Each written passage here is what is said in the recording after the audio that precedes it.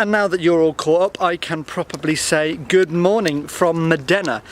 It is absolutely stunning here. Today, the plan, I would like to tell you about a man and an icon. Now to do that, I have to go to this really bizarre yellow looking thing behind me. I will never forget the first time I saw a Ferrari. I was young at the time, but I always remember the look and that sound as two red stallions were racing up the road near my school.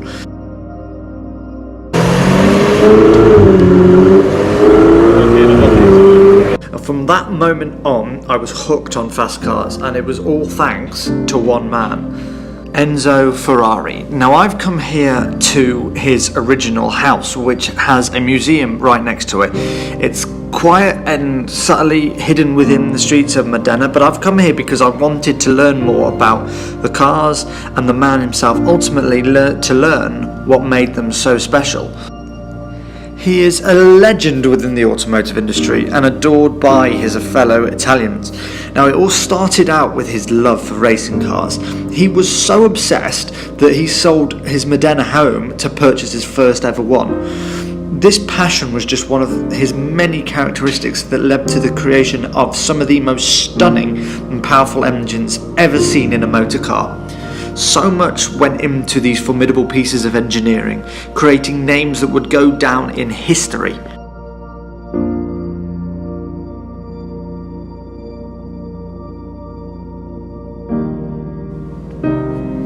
But it wasn't always plain sailing for Enzo. Like any entrepreneur, there are challenges and roadblocks.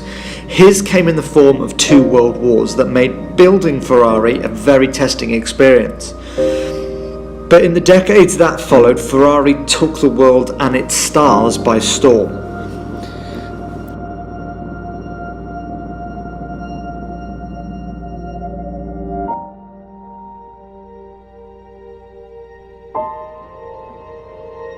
Racing has always been at the heart of Ferrari.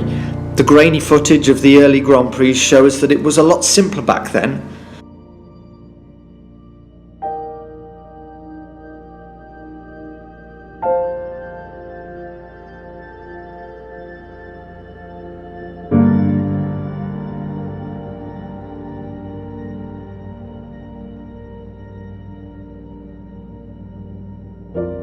Now, technology may be at the heart of races today, but the thrill and the excitement never changes.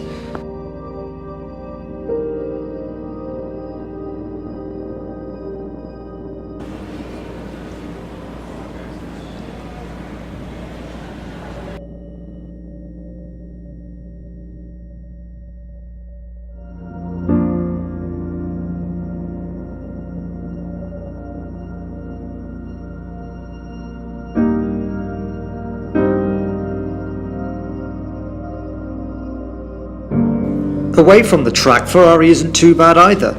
The classics and the household names fetch millions in auctions everywhere. Their new road cars are just as beautiful to look at, whether they're in black, silver, yellow, blue, red. I'm sure they drive well too, and who knows, maybe one day I can let you know for definite, but for now, I get to just admire these works of art all under one roof.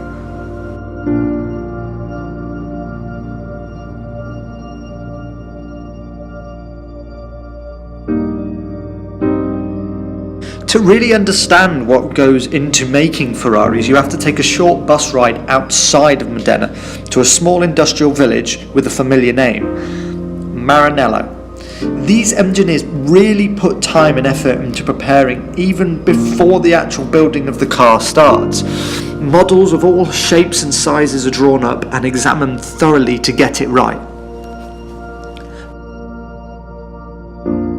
Finally, the chassis is then laid down, and then the legends are born.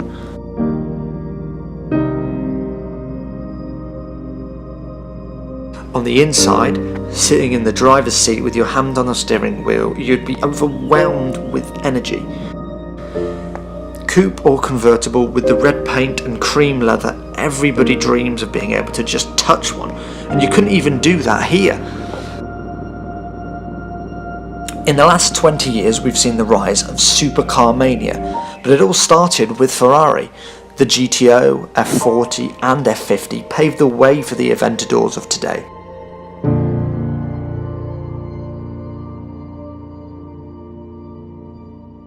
And even then Ferrari gave us the Enzo before recently giving us La Ferrari. 10 birthday and Christmases all wrapped into one mind-blowing gift to the car industry.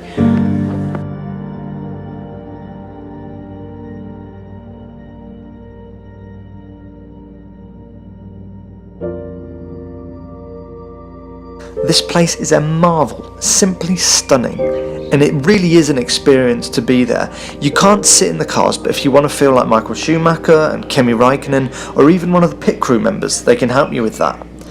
This place took my breath away, like it will do yours, and it's all thanks to one man.